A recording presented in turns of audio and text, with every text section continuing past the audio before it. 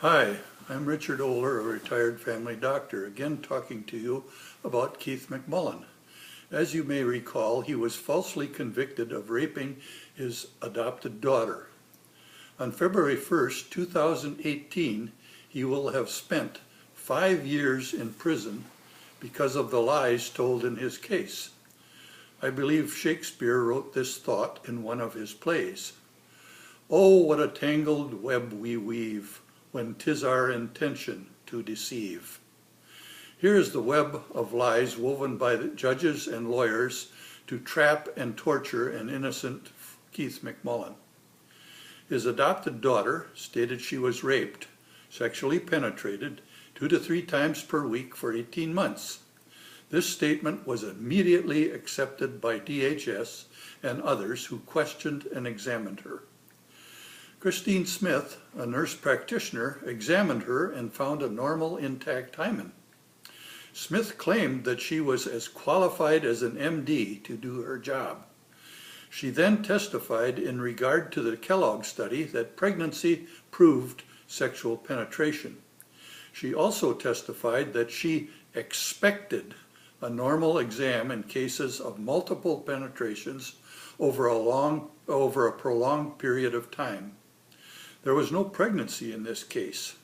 However, both of these false statements prove that she is no expert to testify about pelvic exams or rape. Amanda McVeigh of DHS corroborated Smith's perjury. The DA who presented this case to the grand jury lied, or there would have been no indictment. Stacy Goodman, the prosecuting attorney, lied to the jury, stating that this hymen business is a myth. All sexually active teenagers have normal exams because we humans are designed to have sex with each other. She then implied to the jury that McMullen had raped more of his 29 foster children who would now come forward.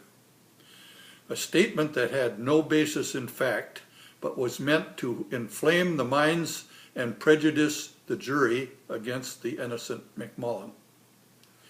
The videotape of the interview shown to the jury was edited by the prosecution and left out important parts that did not fit their case. Heather Karabika failed to object to the altered tape or questioned any of these lies. She did not get a medical expert to counter Smith's perjury with the truth. She did not obtain easily available medical studies to counter Smith's perjury.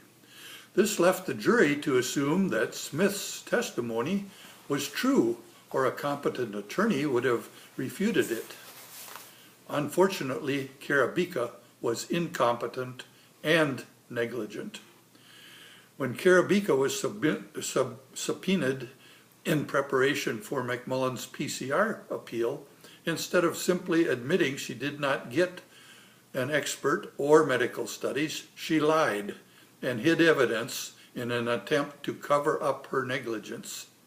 She displayed a callous disregard for McMullen's life and his family. I believe this type of felonious assault on our judicial system should lead to disbarment and prison. In this deposition, Paul Ream, a state attorney, changed the definition of the word expected to one which is not in the Living Webster Encyclopedic Dictionary. The only logical explanation for his perversion of this fact was to make Karabika look less negligent. Judge Jeffrey Jones complimented Heather Karabika and Stacy Goodman on their professionalism during McMullen's original trial. He either purposely failed to recognize Goodman's lies and Karabika's failure to provide even the semblance of a defense, or he must be one of the most ignorant judges to serve in Oregon history. Ellen Rosenblum, Oregon Attorney General, affirmed the conviction, supporting the lies and incompetence, although she stated to me in a letter that she had no role in circuit court proceedings.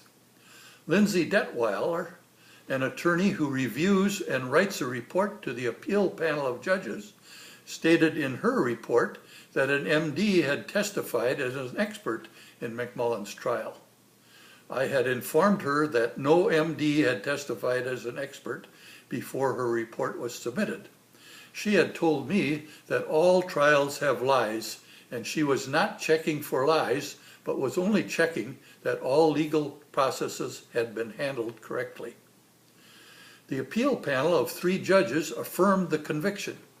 They knowingly supported the lies or are so ignorant of basic medical facts that there is no way they can make a fair, unbiased assessment of a case involving simple medical facts. Justice was not a priority in this first appeal. Judge Dale Penn presided over the next PCR appeal trial. He rejected the testimony of an MD with 300 trials in his resume. He also rejected testimony by a doctor of psychology and a lawyer, both with over 20 years' experience. All 3 were testifying that Karabika did not do a competent professional job representing McMullen. In effect, Penn decided that Christine Smith, with little knowledge or experience doing pelvic exams or understanding medical facts and studies, was more believable than the 3 experts with over 60 years combined experience. He accepted Karabika's perjury as honorable conduct. He also rejected as hearsay the sworn testimony by a peer of McMullen's accuser who had told her, "My dad didn't do it." Justice for an innocent person was apparently not part of Penn's agenda. He ruled 100% that his former law clerk, Karabika, had done an honest professional job. Ellen Rosenblum again affirmed this decision. Shortly after the trial was over, Heather Karabika was appointed a judge from a panel of 19 applicants by our governor, John Kitzhaber. I had pointed out to him her poor performance as a lawyer, as well as the medical impossibility leading to McMullen's conviction. He was too busy to bother with justice and the ignorant medical testimony of Christine Smith. Karabika now serves in family court. The Committee on Judicial Fitness was asked by me to examine the conduct of these 3 judges. I was informed that they concluded their evaluation and no formal investigation would be conducted. Therefore, no public record will be made on what checking they did or how they decided that perjury by a judge is acceptable behavior and not a felony, as it would be if you or I lied under oath in court or in a deposition. The Oregon State Bar is currently evaluating Heather Karabika's trial performance and perjury. They stated their conclusions would be a matter of public record. It will be interesting to see if they also feel perjury by a judge is not a crime indicating moral turpitude.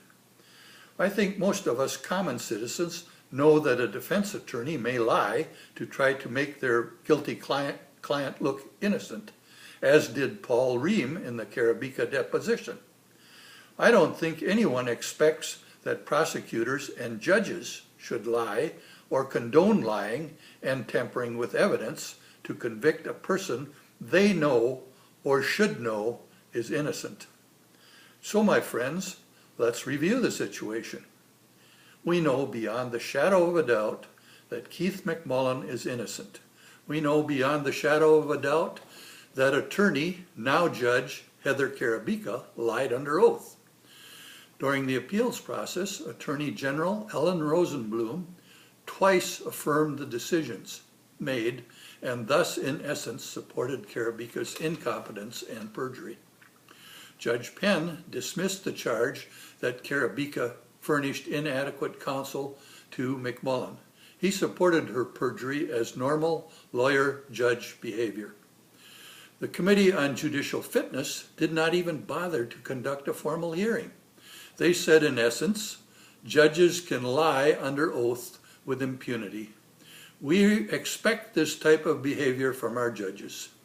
Perjury laws apply only to common people, not to attorneys and judges.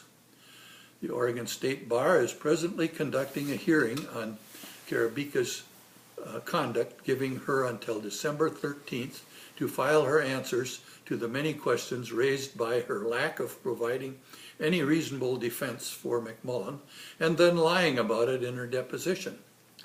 The Oregon State Bar has stated this will be a public record. When and where it will be made available to the public, I don't know at this time. Now my question to you, my fellow citizens: who will indict Karabeka for perjury and Penn for approving her negligence in perjury? The DA and his office have already lied in this case. The Attorney General has affirmed their lies. These are the two officials with power to indict in Clackamas County and in the state of Oregon. Short of armed insurrection, which no one in their right mind wants, to whom does one turn to obtain justice? My previous offer of $5,000 to anyone proving these three stupid statements are true still holds. 1.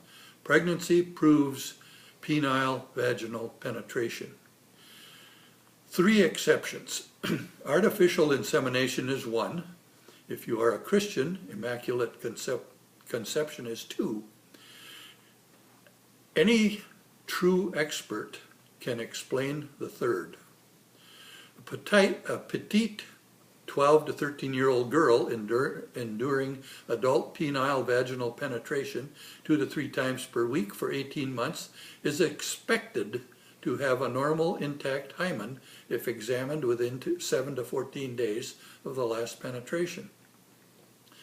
This hymen business is a myth. All sexually active teenagers have intact hymens because we are designed to have sex with each other.